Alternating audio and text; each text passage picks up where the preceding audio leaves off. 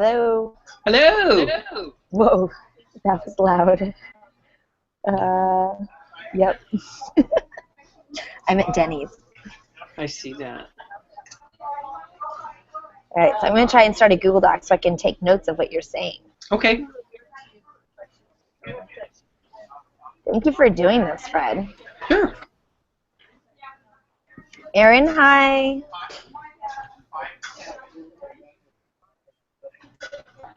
Oh, I had a good day, and then I realized, hey, wait, I'm in Cambria. Cambria doesn't have any cell phone service or internet. This is not a good situation. What a wonderful situation. There's a Denny's in Cambria? No, I'm in Paso. Oh, okay. Did you get a piece of Olallieberry pie when you were there? You know, I was at Lynn's for lunch, but I did not have a Olallieberry pie, if you can believe it. Dang it. I know. But the person I was with wasn't having pie, so, you know. Okay. Just want to wait a couple of minutes to get started. Okay. It is recording, though. So whoever's going to be watching this later will be like, what the heck? Is she at Denny's? Yeah. Yes. Yes, I am. So if I want to share my screen, I just click on screen share, right? Yes, exactly. Let's see if it works. And then I should click what? Screen 1, I guess? Yes. So usually I'll do the entire screen because then I can just make sure that it does everything. Okay. And then I can go to here, right? Yep. You got it. Just a blank drawing canvas, right? I see it. I see it. You might want to Command plus to zoom in just to make it a little bit larger, but it looks good. It goes backward. Oh, no, that doesn't work. Command 0. Command minus makes it bigger, I guess. Yeah, there you go. Yeah. Right, it doesn't zoom in on the drawing canvas. No, let's see. Ah, maybe this. That looks better. Okay, so I've got collaborative notes for this. So I just linked to the collaborative notes in the doc in the chat on the side if anybody wants to take notes with me. I'm also going to link them in the workshop.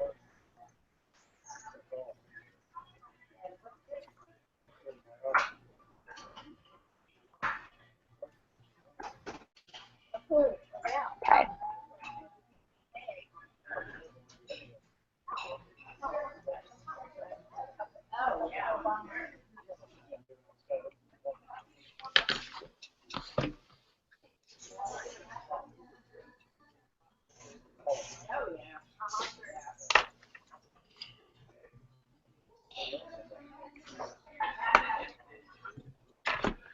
So when is W coming back to hang out in my office? Oh, I have to bring him back because W loves your office. I need to bring something new. I should, you know, if I had more plugins here, I would bring my lightsaber lava lamp. Oh, that'd be cool. So for my students, my son W is 3 years old, and Dr. Nelson's office is like superhero playground. He's got a lot of superhero toys in there. So when I took my 3-year-old to his office, he's like, oh, there's Yoda. That's the Avengers. Hulk smash. And it was super cute. We had a really good time. Am I on the screen? Your screen share is on the screen. Oh, I need to untoggle the screen share. Now, you can see Yoda. Oh, there we go. There's Yoda. Woo-hoo.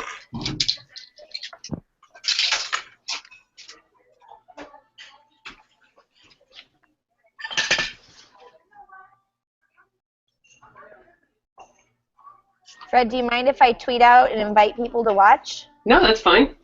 Okay.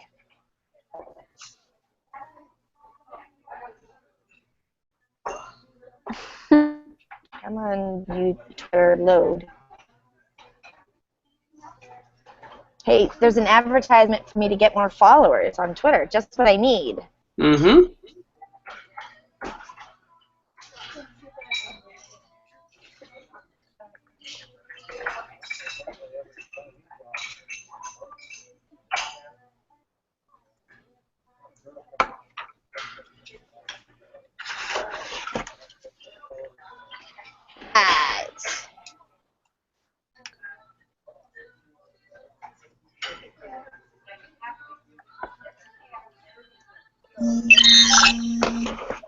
What was that? That Your phone? that was my phone. That means it's time to start. Let's get going. Let's do it, Fred. Okay. Hi, everybody. Hello. So glad you're all here, and congratulations on being enrolled in Alice's class. You know, she's like a worldwide celebrity on everything, pretty much everything. I don't know how many of you out there are science fiction fans, but this is one of the things she made for me. Yes. And actually, this was the first effort here, and then she made this one too. So that's all. So by good. the way, you guys can do those in this class. We have 3D printers, and there's a quest for printing. Oh, wow. Seriously? You I'm can down. make your own TARDIS, and it is bigger on the inside. And you totally should. It's super fun. I want you guys to use the 3D printer. Okay, great.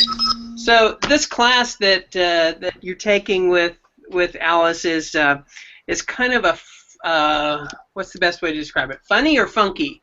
Either way. Is Wacky. You know, we started teaching it, I guess, like almost 4 years ago.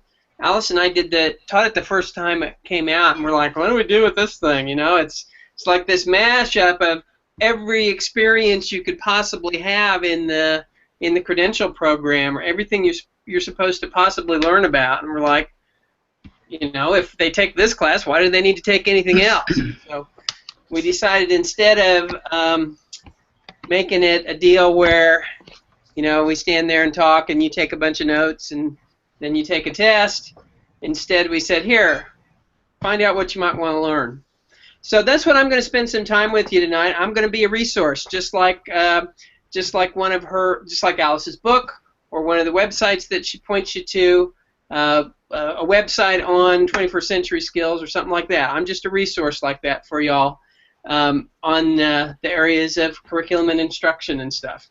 So my name's Fred Nelson. I've been here at Fresno State this is my 4th year, and Alice and I work together very closely she's one of the first friends I made here, so yeah. So I want to talk to you tonight about basically a couple of different topics, and we're going to start by looking at this graphic that I think is a pretty good one to think about kind of the whole process of what goes on in your classroom. So let me share this thing.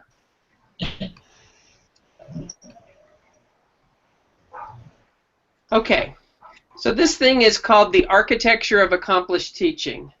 Can y'all see it okay? Give me a thumbs up if you can. Okay, great. Okay, so you can see what's going on with this. It says, you know, what's underneath the surface. You know, a lot of times when you go in and you talk to a teacher who is just fantastic, you're just like, I want my little brother to be in this person's class. It just seems like there's so many great things going on in there. What we see, it's kind of like when you see a play or a movie.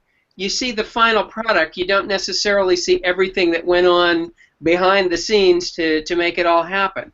And it's the same way with an accomplished teaching practice. There's so much of it that we don't really see what happens. We only see kind of the end product a lot of times, especially when we're just kind of popping in to observe. So this thing, I think, kind of is a good way to start thinking about that. And so we'll go all the way to the bottom of this graphic. Looks kind of like a DNA kind of thing or something.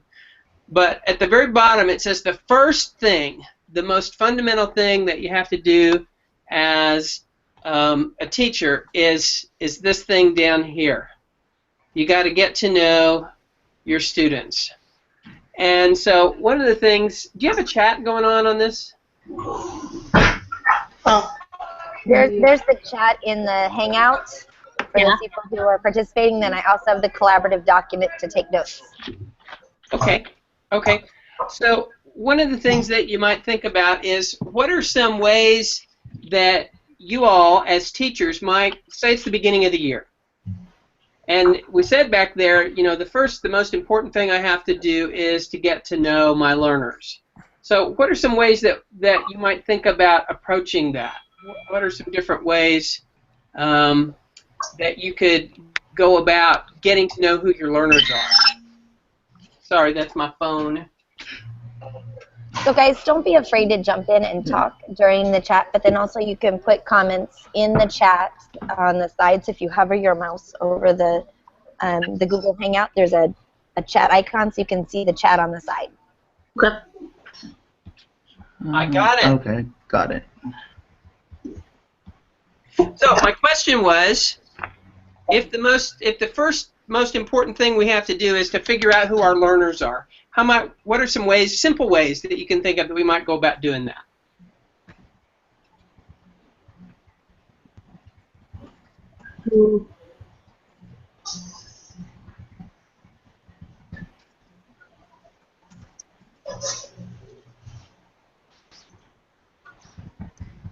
It's much more interesting to have two-way dialogue. So either please speak up, I know it's intimidating, or put it into the chat on the side.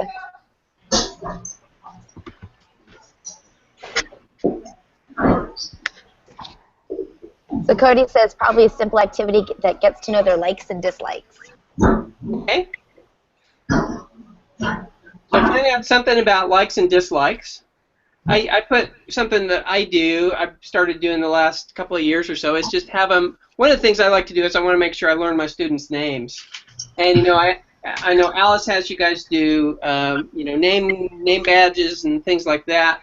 I have them take a picture, take a selfie right there in class, and then put it into a shared Google Slides presentation with some background about themselves, you know, like where they're from, you know, why they want to teach, what they do for fun, stuff like that, just so that we can start to get to know each other as people instead of just as, you know, teacher and student kind of thing. Oh, that's cool.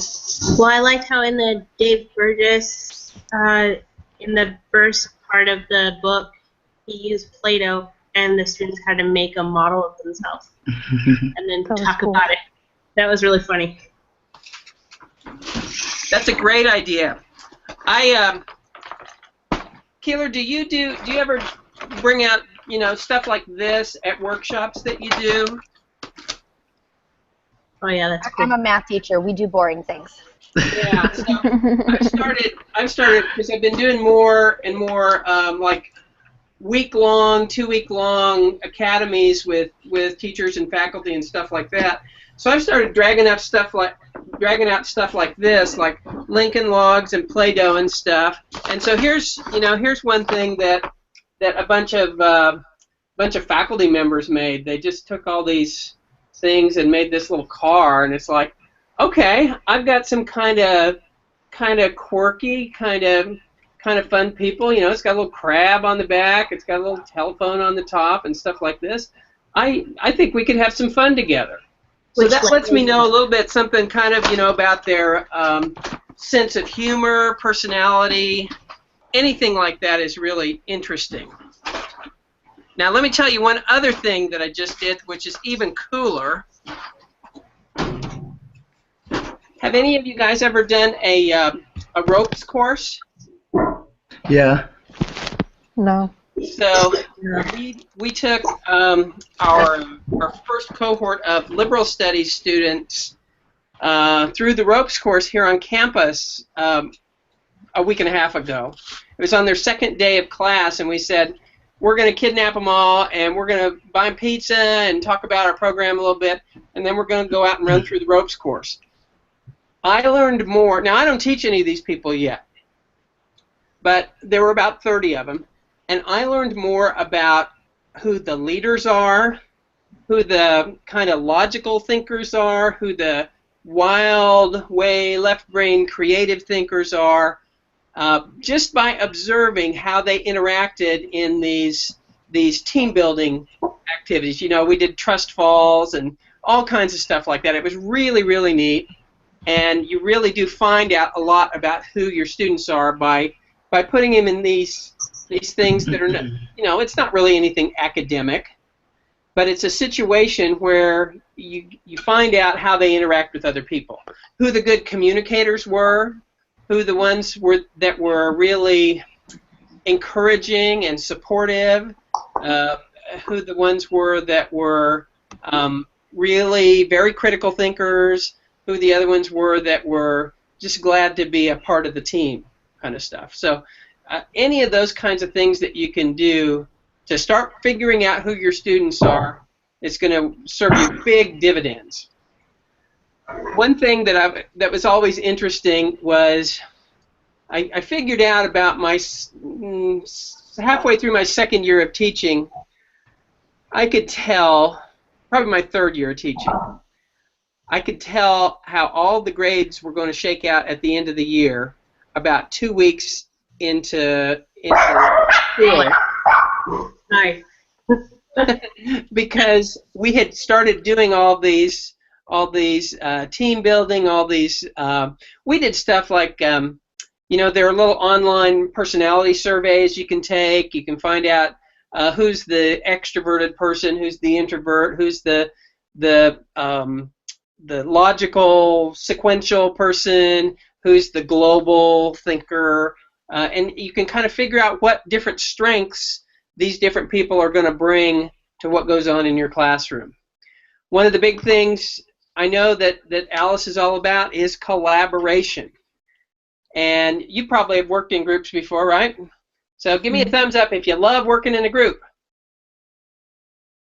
Okay, there's a couple of us that do. Some people are like, nah, because, you know, I have to do all the work and then they get the same grade that I do, so I hate them, kind of thing. Well, guess what? You know, you're going to have to work with other people in life, and these things do happen. So one of the things you can do is you can kind of find out how to put groups together. Instead of just saying, oh, get in groups and, you know, pair up or get in a group of a couple of partners. Instead, you can use this information that you found out about who your students are in a real strategic way to say, okay, I've got this one person that is just like crazy energy all the time and all these ideas and kind of loud but leader kind of person.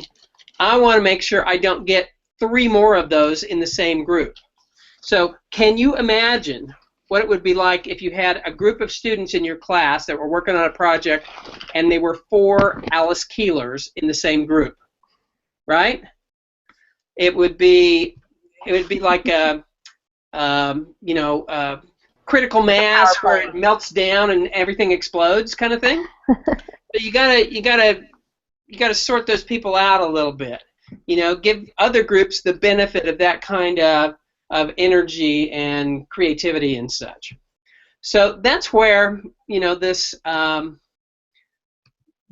idea of knowing who our learners are at the beginning is really, really important to think about.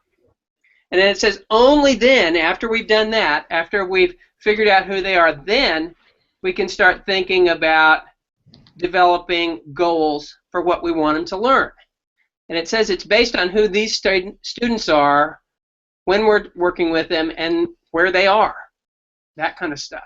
So a lot of times, you know, you get into this teaching thing thinking, oh, I've got this real cool lesson I want to teach. And that's really kind of along the 3rd stage. That's jumping way ahead of the game. So it's important to first figure out who your students are and then make some plans about what you want them to learn, and then implement some instruction that you would like them to learn about. So kind of 3 chunks that we've talked about so far there. Okay, all right. So that idea of we start with who are my students. Now that I know who they are, now I can start thinking about what I want them to learn. And now that I've done that, I can use my ideas of who they are and what they bring to design the lessons that I'm going to use with them. So it's always this cycle that we're going to work with all the time. Okay, now, you got to decide now, what is it that I want them to learn? So we've thought a little bit about who they are, and maybe we've come up with some goals. Now we need to think a little bit about how we're going to do this. So to kind of problematize this whole thing, we're going to make a drawing here. And so the first thing we want to think about here is let's see. Let me go back to the chat because I'm going to need to get some ideas from you. Oh, there it is. Okay. So let me pose this question.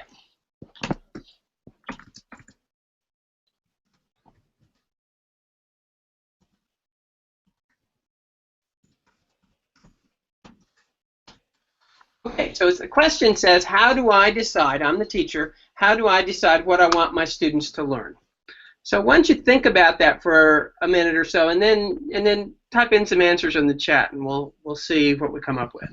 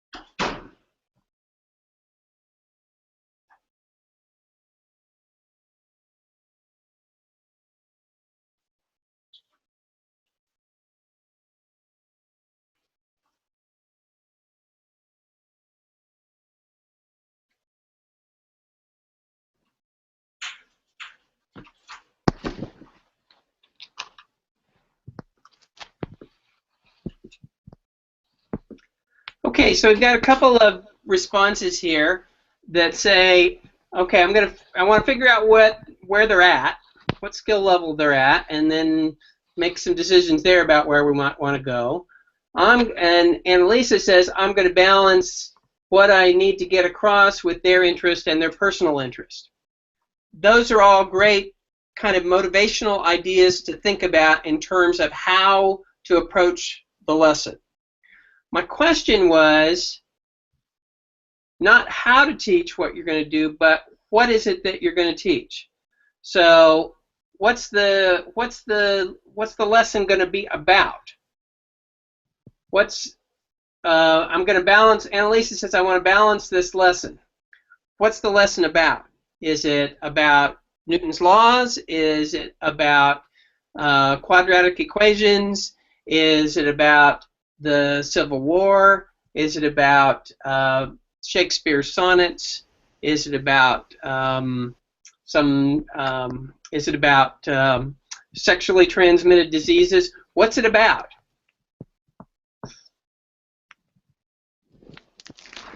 That's what I really want you to think about. How do you decide what the lesson is going to be about? So let's think about that a little bit. So if you think about a classroom where maybe you observed the teacher teaching something. How did that teacher decide what it was, what the topic was, what the subject was, what the content was? Okay, Annalisa says parallel verbs. Where do you get that idea? Where does that come from?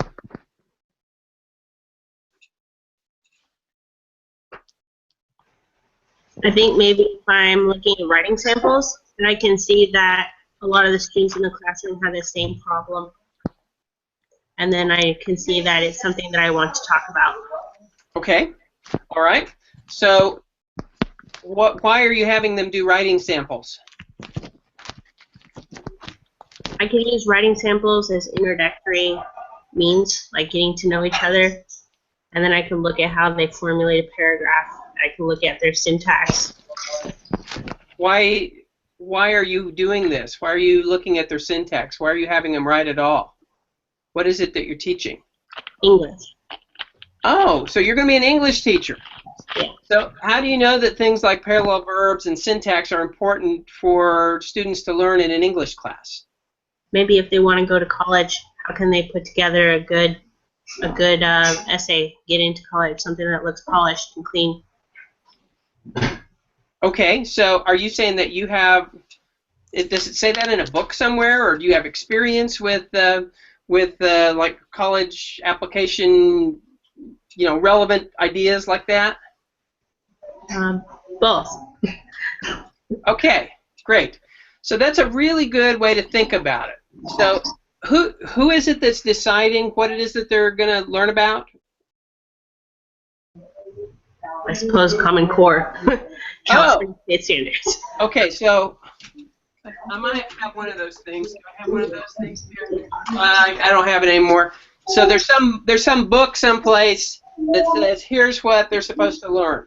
Is that right? Is that what you're suggesting? Okay. So let's take a look at that thing.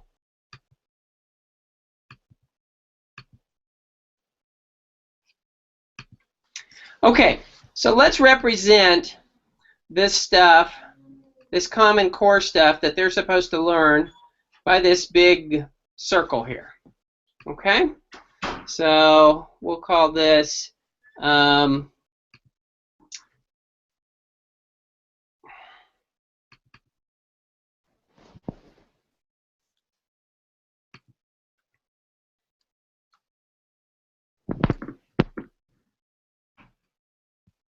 oh, I see.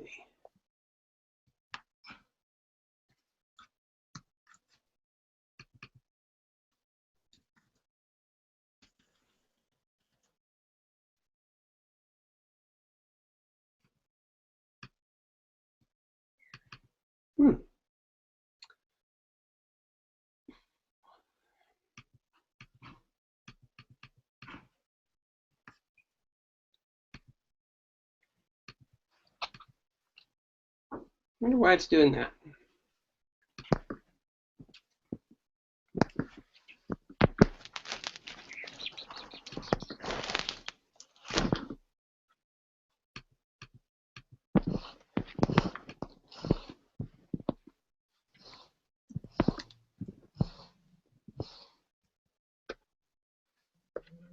Why is it doing that?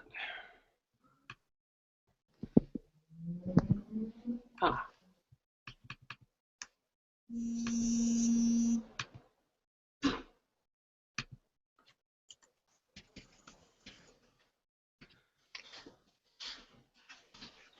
Okay, so one of the things that we can say is that there's this idea that there is a bunch of stuff that my students are supposed to learn.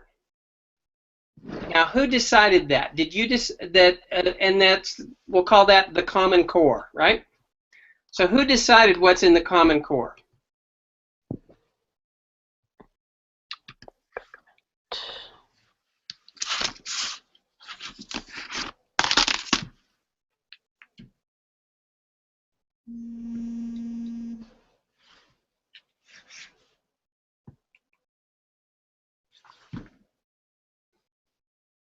Anybody have an idea?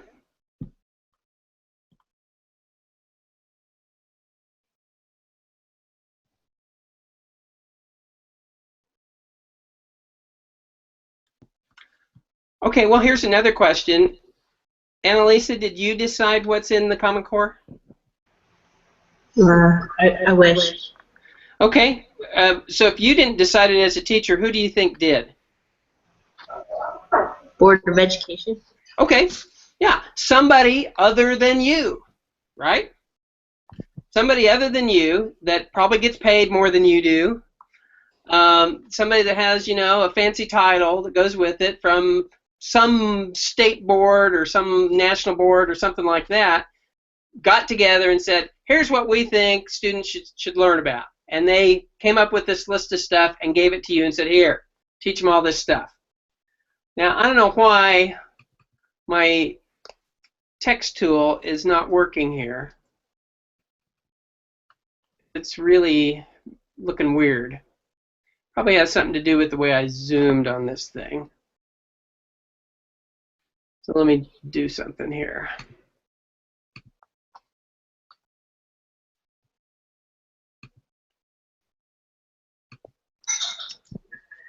Are you just using Google Docs?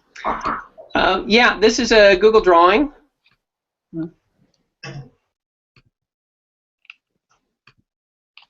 Okay.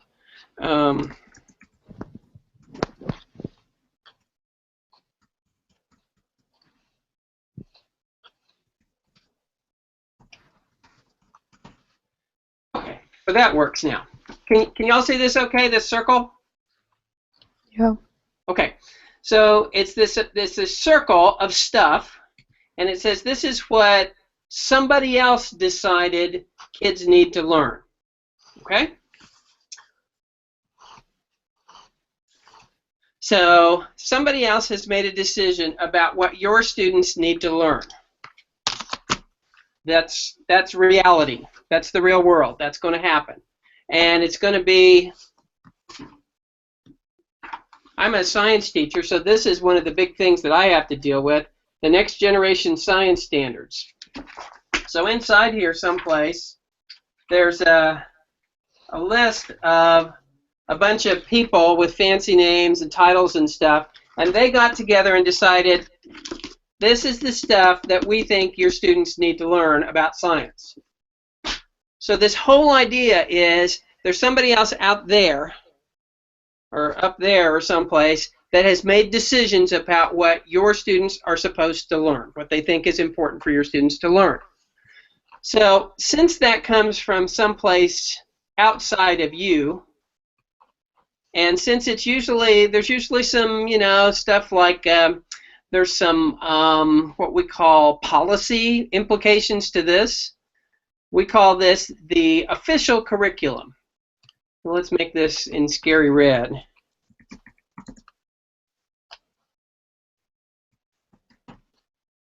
That's the name for that block of stuff that your students are supposed to learn, that somebody else decided your students are going to learn. Okay?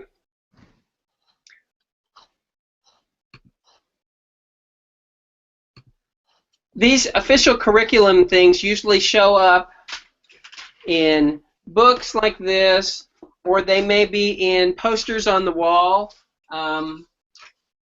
Let's see. I don't have one of those. Sometimes you'll see a poster on the wall that has a list of things. Standards is what those things are called sometimes. That's usually a component of it. But it's something that somebody else has said, this is what your students need to learn. Can you think of any other examples of things that somebody else has decided your students need to learn? Other ways that might be communicated to you?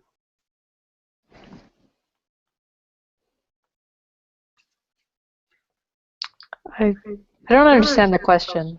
Okay, so somebody else has decided what students need to learn in your class. Mm-hmm. How might they tell you?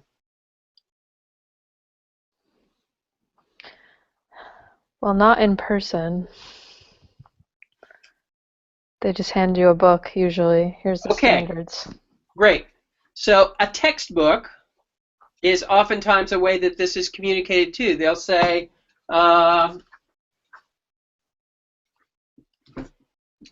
here's the adopted textbook for the class you're going to be teaching, so everything they learn should come out of this book.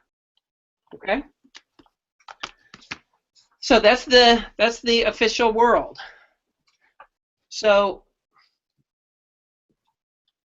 by the way, you've probably been in classes before, like a science class or a math class or a history class or an English class, How many of those did you get through the entire book? Never. Not even Never. once. Yeah, everybody's shaking their head. Nope, not going to happen. Somebody always skips something. But usually, the book is a reflection or is an indication of the official curriculum. So the book is this thing here. So we'll list this here is, this could be a list of standards, be a book.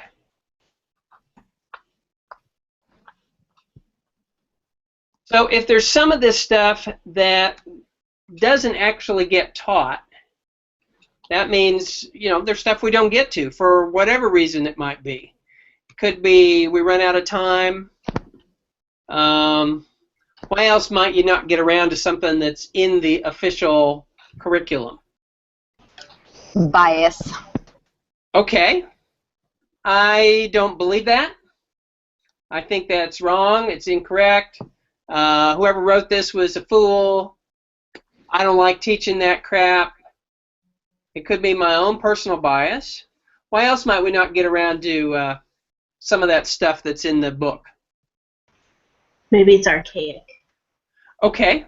Yeah, it's not up to date. It's stopped 20 years ago, something like that. Other ideas? Fred, I missed the title of this missed curriculum. Oh, we haven't given it a title yet. We're just describing it and why there might be some of this stuff that we're not going to get to. Probably the biggest one, if you talk to teachers, is they'll say, you know, we were going through this book just fine, but then we got all the way up to May, and it was chapter 36, and we were done. There's still chapter 37 through chapter 40 that we never got to, so we ran out of time. So there's all kinds of things like that. Like we said bias. We said it's wrong, archaic, something like that. We ran out of time, and so on, as for reasons why we didn't get to that stuff. So if we look at this circle that's everything we're supposed to teach, we know there's some stuff we're not going to get to. So one way we might think about this is by drawing a line across here. Maybe there's like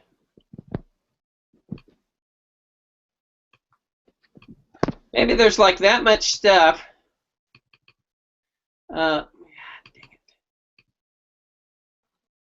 That much stuff in this little region over here that we don't get to.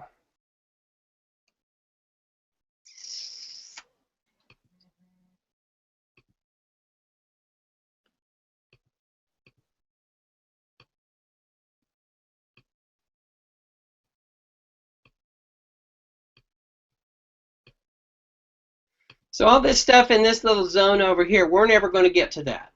Students are never going to have a chance to learn this stuff. So let me write something about that here.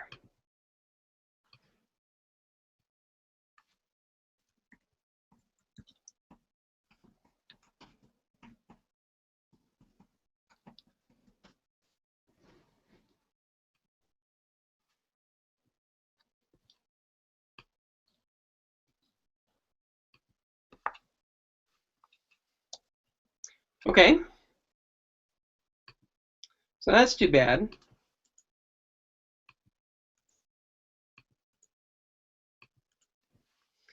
They never have a chance to learn this stuff in here.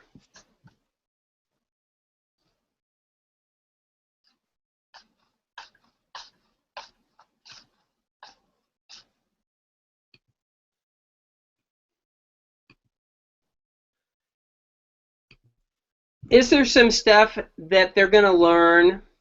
Okay, so think back to your own experiences in school, in public school. Did you ever learn some stuff in any of your classes that didn't seem like it was part of the class? Yeah.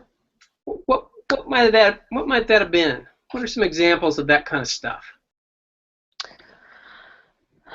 Sometimes a teacher would have like a personal interest or a topic that related, like wasn't the same topic as the class, but related to the lesson, and so they related that topic back to their own lesson. And so you would learn something about something else, but it would help you apply it to what you were learning at the time. Uh-huh. Okay. So they came up with kind of another way of helping you learn stuff that wasn't maybe in the book, wasn't the official stuff, but it might be helped you to learn that stuff, right? Mm-hmm. Okay. Any other things that you think, why are we spending time on this particular thing? This is a history class. Why are we spending time on this particular topic? Or this is a math class. Why are we spending time on this particular topic? Have you had experiences like that? Well, some days now I know that they have like seminars that kids have to do during class time. It pulls away from the lesson. Uh-huh. That takes out time that you can't use to learn some of the stuff in the text. Uh-huh. Okay. Maybe that's tangential. All right. So sometimes there's other things. Yeah, go ahead, Cody. Yeah, I was observing a class the other day. It was actually a history class because, and during the history class, they did have a seminar, the same thing that Annalisa said. And I know this seminar, it was actually about like gun safety and gun shooting and all that. And I thought that was kind of, what was happening in the world today and all that. So it was. Who do you think, did the teacher decide to do that, or were they told to do that? What do you think? It was the vice principal. The vice principal came in and did it? No, but I asked the teacher who assigned it, and he told me that the vice principal had that placed in. Was it just that one class, or was it every? No, it's all the classes. I guess there's like a certain, for like the first 15 minutes, I believe, like on Wednesdays, it's called like focus period, and they have like different things like that. So and they also have to do like vocabulary as well, like educational vocabulary. So. Okay. All right. So a lot of times there's somebody else that might be telling them what to do that's not in, maybe it's not in the book or in the description of the class, but it's something that somebody else has decided is important enough for us to spend some time on since we've got all these kids together. So that's one other way to think about it. Now, there are also occasions where the teacher will take a certain approach that really is emphasizing some belief they have that they feel is important for students to understand. But it's not in the book. It's not written down in the official it's not in the Common Core or something like that. So, is there something that, well, let's see, you haven't really had a whole lot of time with Alice directly yet, but do you get a sense of some of the stuff that she believes is important in being a teacher? Can anybody think of an example of something that maybe is kind of central to her thinking about being a teacher? Let me see. I was reading on the agenda earlier. I thought it was cool that she was talking about how she doesn't put a grade right away on something, instead of like, say, putting a 98%. Does that really spark to do a better job like next time or something like that? So I think it is important at first to not put a grade on something. So. Okay. So she's got some crazy ideas about grading, apparently, right? Mm-hmm. Okay. All right. I don't know that that's written in the syllabus anywhere for that particular class, and it's not in the what do you call it, the catalog for that particular class. This is something that she believes in, that she thinks it's important for you to learn about. And so a lot of times you'll have you'll have teachers that kind of bring their own personal stuff into the class. So let's add that on here. I'm going to draw this a little bit better from the way I've got this. So let me find another circle here. And I think I'll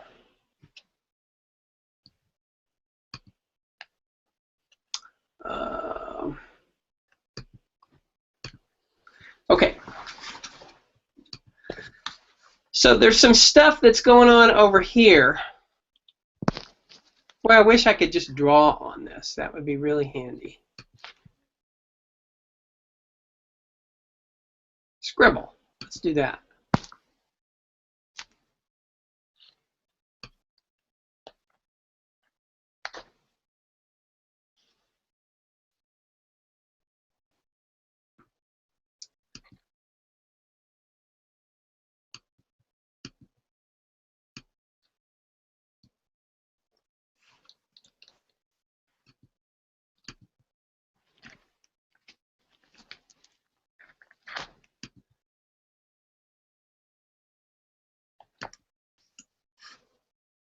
Okay, so this stuff that's over here,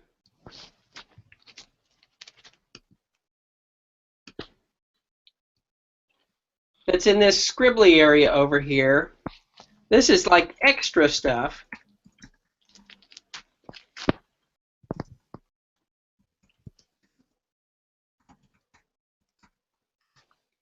Extra stuff that the teacher decided to include in what students were learning. Extra stuff.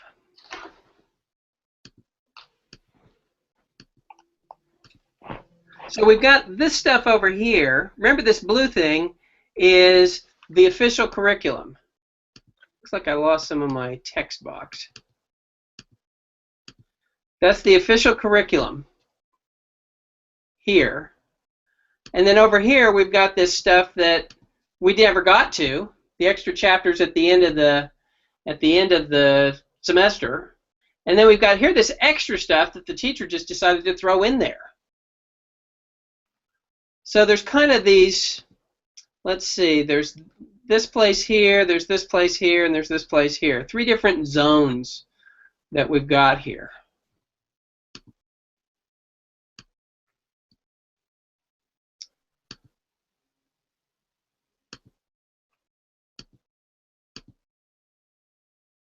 So we've got this stuff. Remember, we called that the official curriculum, something that somebody else said you're supposed to learn. List of standards in the book and so on. We've got this place over here that you ran out of time. You didn't want to teach it. Maybe you didn't know how to teach it, so you skipped it. That has a fancy name also.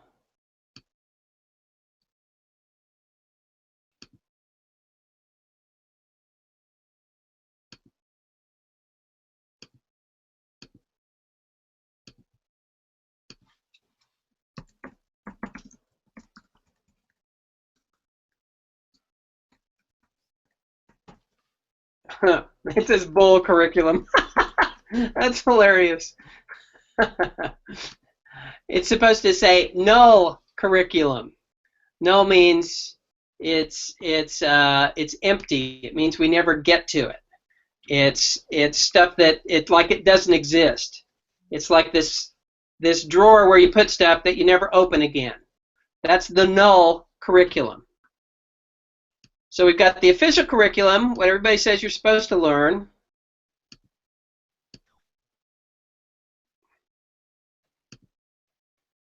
Everybody says you're supposed to learn this blue stuff. But there's some of that blue stuff we're never going to get to. And then we've got this other stuff out here that we actually got to, but nobody said we had to. And it has a name also.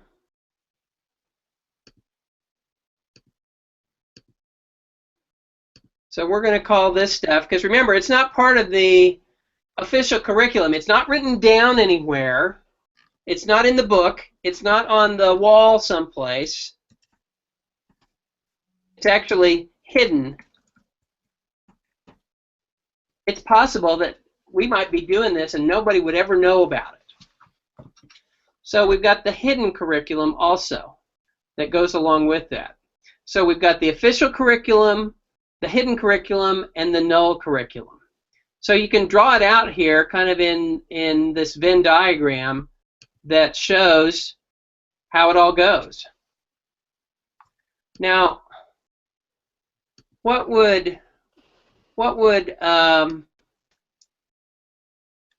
kind of things would how would a teacher decide what goes in the stuff that gets taught and what goes in the null curriculum that they don't get around to, and what stuff is their hidden curriculum that they're actually teaching, but it's almost like they're not supposed to? Why would they decide that? How would they include something like that? What kind of things do you think help a teacher to decide what to teach in their classroom? Back to kind of our original question. I think a lot of it has to do with personal experience. And I can hear myself, so it's a little weird. You sound good here.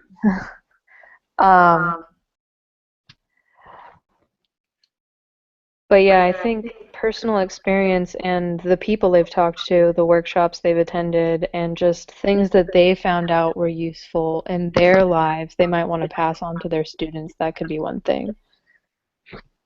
Personal experience. Okay. You know, and it's interesting the way you say that. You called that personal experience. You didn't say like official teacher experience or something like that. So one thing about me is I kind of got into teaching a little bit later, after I was a grown-up and had had lots of other jobs and stuff like that, and lots of life experiences and such. And a lot of those things really impact how I teach and how I decide what to teach.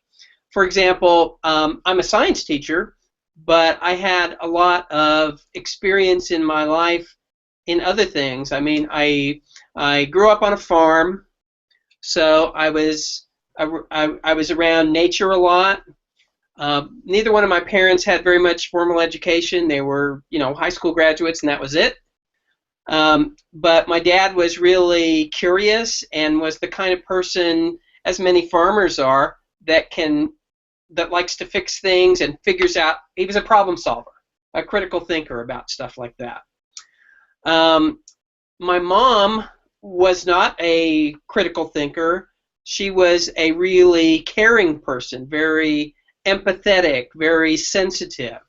And you know, Alice has been around me enough to know that I cry during TV commercials and things like that. And you know, thinking about our friendship is making my eyes water up now. So there's other kinds of influences that show up in how we decide what we want to teach and how we go about teaching.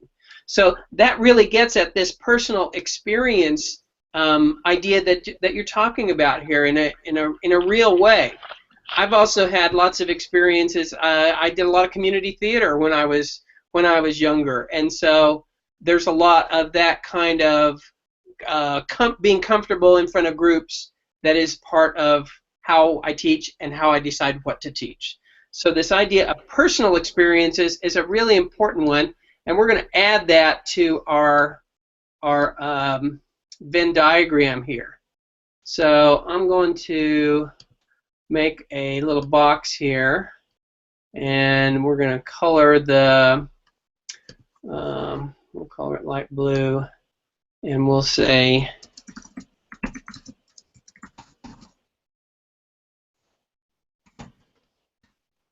personal experiences are a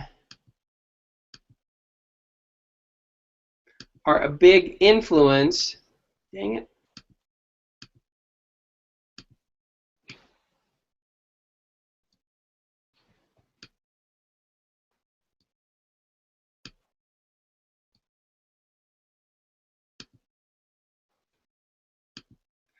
Personal experiences are a big influence on the decisions that we make about how we go about teaching, about what we teach. Okay, what's something else that might be a significant influence on how we decide what we're going to teach?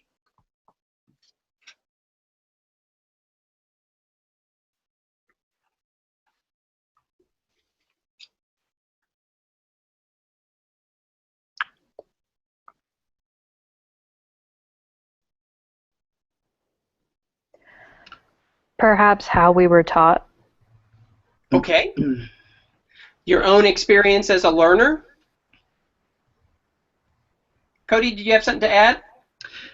Yeah, like personal, my personal interest. For example, say I want to be a history teacher, and I know, for example, like 11th grade U.S. history. I like to teach more in like my personal interest, like Civil War. Like I love everything about the Civil War, so I'd probably want to focus more on Civil War, and maybe longer on that section than maybe most sections. So you're telling me if I had my kid in your history class, they might learn more about the Civil War than if they're in, Joe's class over here where he's not really that interested in it, and he might spend more time on something else. Possibly. Okay. Yeah.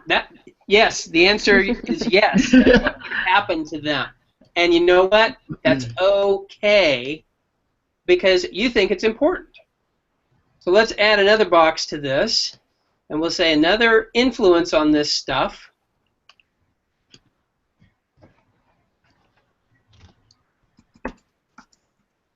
I mean, you've told me that student interest is going to drive some of this stuff.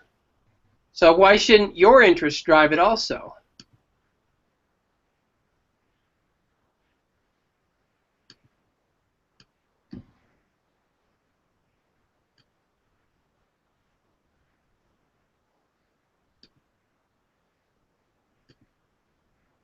Okay. So interest. What else might we use? What else might be influencing how we decide what we're learning about?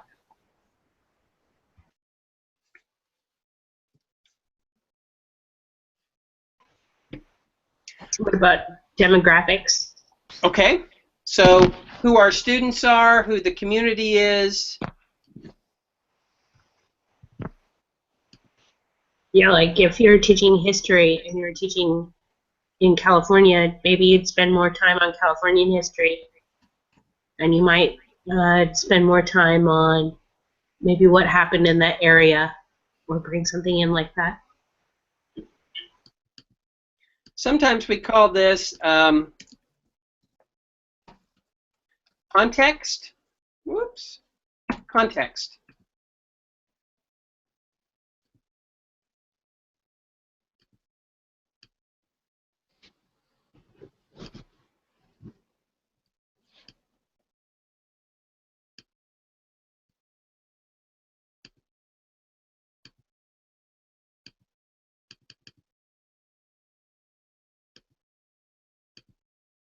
Okay. Anything else you can think of? We've got personal experiences. We've got, including our own learning experiences. We've got interests. We've got demographics of the community, the context, and so on. What else might we think of that could say, you know what, I really think we ought to spend some time on this, or spend more time on this, or spend less time on this, or teach this that's not in the official curriculum, or throw away this part that is in the official curriculum. Student ability. Okay. So some understanding of who my students are is going to have a big influence on how I teach and what I teach.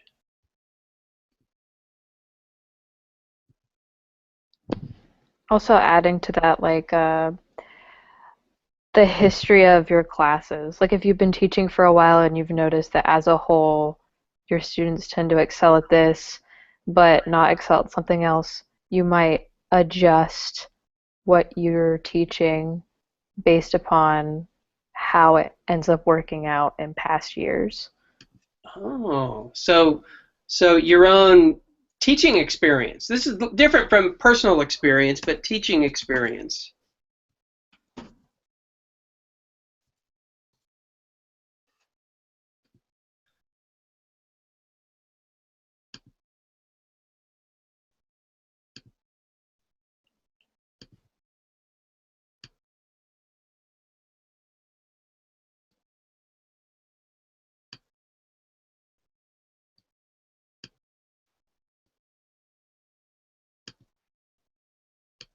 Well, this is getting complicated already. I thought we had this neat little diagram, and it's becoming rather complex, isn't it? Look at all these different influences that we have on how you decide what to teach. By the way, there's another one that's going to have a, actually it's part of this, but it might be a little bit different. It's I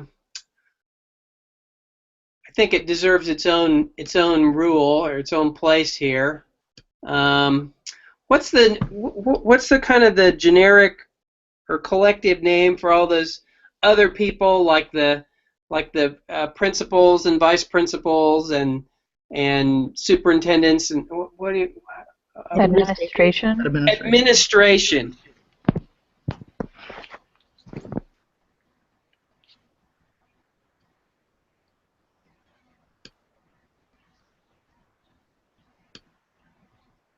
Administration, yeah. Oh, we don't want green for them because they're usually not green for go. We'll give them some nondescript color like this drab green there. Yeah, there we go.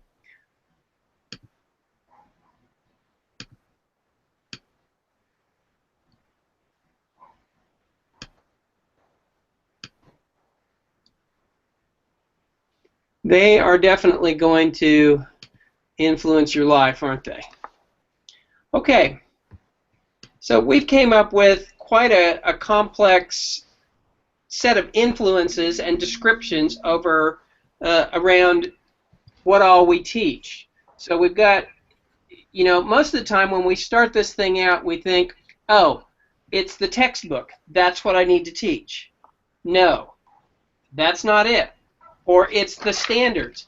That's what I need to teach. Somebody else decided what I need to teach. No. You as the teacher are the one that decides what to teach in the class. And all of these things, all of these personal experiences that you've had, interests that you have and that your students have, all kinds of characteristics of your students. Maybe this year you've got a class of gifted students, and last year you had a class of students with special needs. Other aspects about the community. Maybe the community is kind of I'll tell you what, if you've ever taught in a small town in the South, you can't approach how you teach science without thinking about who your community is. I used to work in Florida. I had to think very carefully about how we approached certain things in science, and that influences how you approach those things and what time you spend on it and so on. And your own experience. As you spend more time in this profession, you make more decisions about what all you want to learn and such, and what you want your students to learn. And then finally, you know, you do have bosses, principals, other administrators, vice principals, and superintendents, and so on, and they're interested in keeping people from storming the castle with torches and pitchforks. So a lot of times they're interested in keeping everything quiet and calm and stuff and not stirring up any trouble and so on. So all those things are going to help influence the decisions you make as to how much time you're going to spend on the civil rights movement, on how much time you're going to spend on if you teach fourth grade in this state. One of the big things that they do, that's when you learn California history. There's a thing called the Mission Project. How are you going to approach that? But ultimately, you as a teacher are the one that makes these decisions. So all these different things that are swirling around, administrators, local context, my experience, what students I have this year, all those things are just, like it shows, those are influences on the choices that you're going to make as a teacher. Now, how do you go about doing that? Well, the way you go about making these decisions is through a process called reflection. And it basically is just coming up with ideas that summarize why you do what you do. If we go back to that architecture of accomplished teaching deal,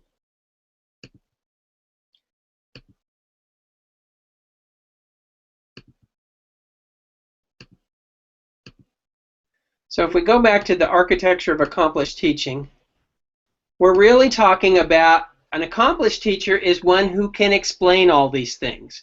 They can explain why they do what they do because they have spent time asking themselves why they do what they do. And so they're able to say, you know, I've got this year, maybe I've got this influence here is a lot bigger than it used to be. And maybe I'm going to have to scale this one down a little bit. We're not going to be able to do those interesting things because I've got a special group of students that I need to make sure that I attend to them. And maybe next year that won't be as critical of an issue as it used to be. But maybe something that's happening, maybe there's some kind of a, I'll tell you what, if I were teaching science nowadays in school, I'd be spending a lot of time talking about weather and climate. So current events is one of those aspects of the context that you're always going to be thinking about. Just like Cody, you said that that one class, the vice principal brought in some discussion of gun safety and such like that. Well, that wasn't because he thought that was just a cool idea to learn about. That was inspired or influenced by current events that are going on. So as a teacher, you always kind of got to have your ear to the ground. You got to be reading the newspaper and following the news and getting inspiration for particular aspects of teaching. Some of that may be hidden curriculum stuff. Some of it may be eventually part of the official curriculum. But the bottom line is you as the teacher are the one that's making these decisions. Okay, we've been at this for an hour. So hidden curriculum, remember, is basically those ideas that are not written down. They're not in the book. They're not in the official Common Core curriculum or anything like that, but they're still stuff that your students are learning about. It could be, you know, some people call it subversive kind of stuff, and that's it's your decisions. So in my classes, my students learn a lot, and it's kind of stuff they pick up from me. They realize that I don't care about grades. So, and everybody, you know, if they're there and they're involved and engaged in what's going on, they're going to do fine in my classes. But that's not part of the official curriculum. It's not really written down anyplace. It's just something that kind of develops in the community of learners as we go. They'll pick up some other ideas that I have maybe about how I view education as a democratizing kind of experience, and that people who are educated have certain responsibilities in society and such like that. Some of us who are maybe have progressive ideas about what education is supposed to be, that's typically part of our hidden curriculum. If we have perhaps a social justice emphasis in how we teach, that could very well be part of our hidden curriculum. In some places nowadays, especially in some schools of education, it's actually part of the official curriculum because we've kind of said we think that all of our students should care about this and learn about this, and we want teachers out there that are going to move that way. But it's not that way everywhere. Alice can tell you that the context, that community context, is very much an influence in a in a school district like Clovis compared to what it would be like in another school district around here. So those are real aspects, influences on your curricular decision making that you got to be attentive to. Okay, I've talked long enough, I think. What kind of questions do you guys have? What else do you want to hear about?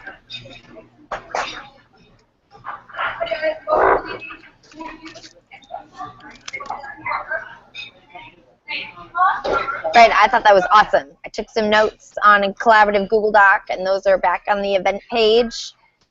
So let me export this thing and send it to you.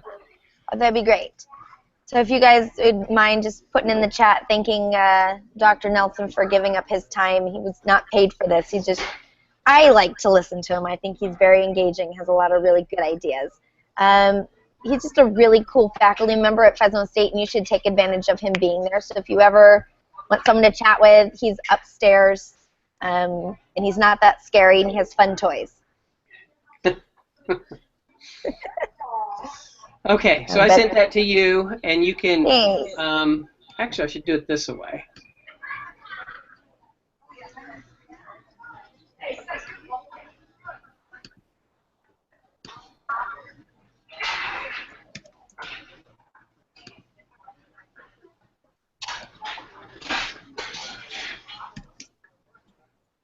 Okay, great. Thanks. All right, glad to spend some time with you. Feel free to come by and come chat sometime if you want to talk science or social justice or my approach to teaching and learning is one you might learn about called constructivism, where basically as the teacher you don't do anything, you just watch your kids do a bunch of stuff. So kind of like what Alice does, right? I'm not teaching right now. Look at me. I'm such a slacker. I know. Smart. Okay, we'll see y'all later. Bye, guys. Thanks.